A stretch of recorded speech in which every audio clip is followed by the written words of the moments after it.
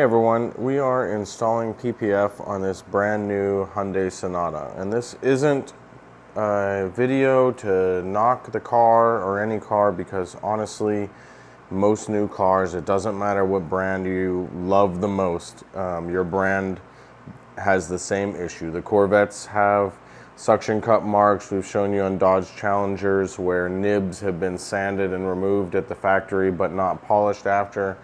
And I'm going to now show you some examples on this particular car as to things that can show up under the film and maybe make you think that there's more debris under the film than there is. So you see this mark, that's a little nib from the factory, and these have to be sanded off individually and polished.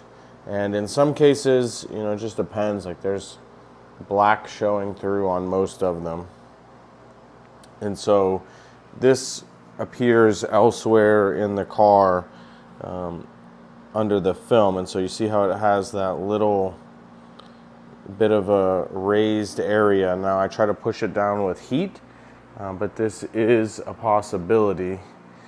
There's a defect here, and then there's this one here too, and there's I believe one on this pillar somewhere that I noticed, but I can't find it right now. But there's one down here, I remember, and this one may be harder to capture.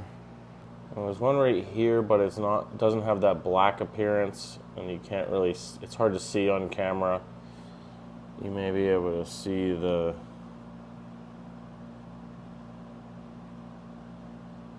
but they're all over the car.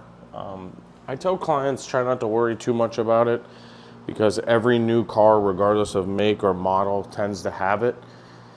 But it's a consideration if you're hoping for an absolute perfect PPF install, which doesn't exist.